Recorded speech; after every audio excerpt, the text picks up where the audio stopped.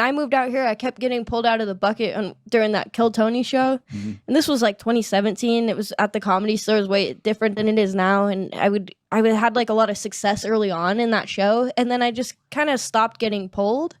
And I was realizing I was there every Monday just like waiting for a minute. Mm-hmm. And so I thought, for whatever reason, it's not working out. So I just stopped signing up.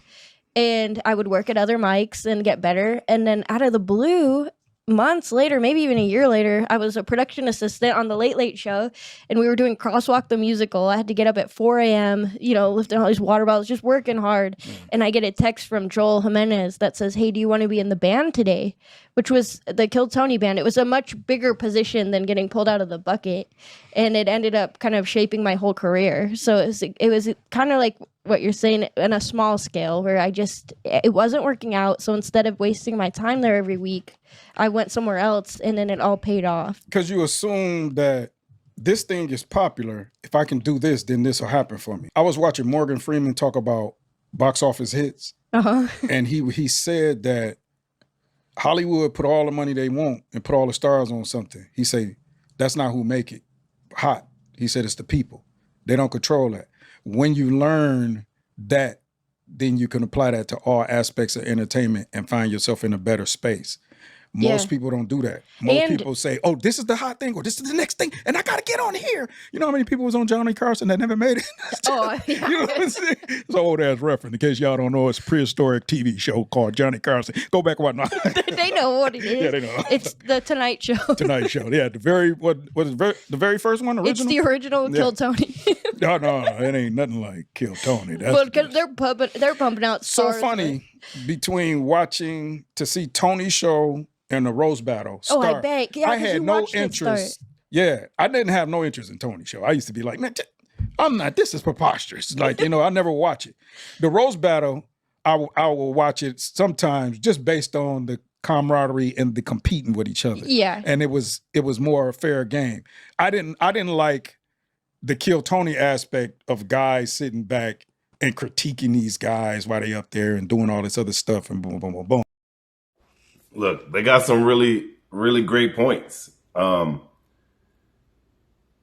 a lot of people, including myself, that talk about being in Austin on Monday, waiting from 5:30 until 10:30, because that's when the show kind of is over. You are literally wasting hours of your day.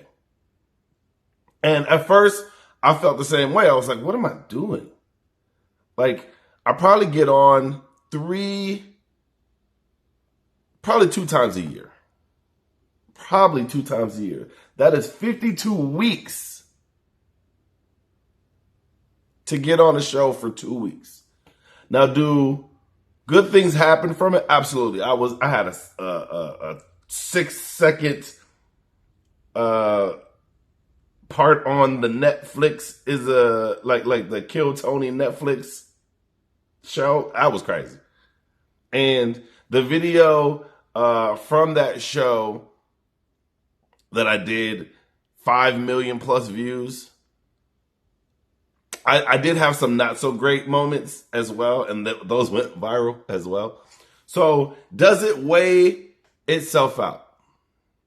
And part of me is like, absolutely. I got a lot of bookings from it. I was able to headline some gigs from it. I was able to leverage some work out of it. But does it even out? Now, if you are downtown during Kill Tony, the signups and waiting, you gotta make the best of your time. A lot of people just sit there and they watch the show, which is something that they added not too long ago. Before, it used to be just music playing and we was in there talking, right? And now they put the show from the previous week on there, so we're able to at least watch something. And I don't even watch the show if I'm not at the place. I don't watch the show if I'm at the signups. I mean, if I'm not at the signups, I don't watch the show. And that is just the truth.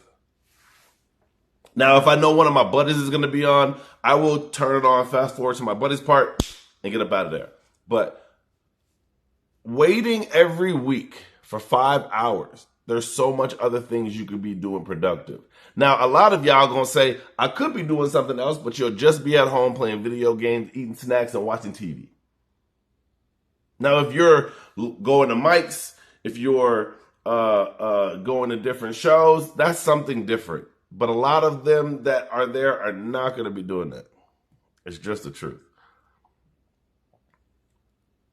So shout out to Jessie. I remember her.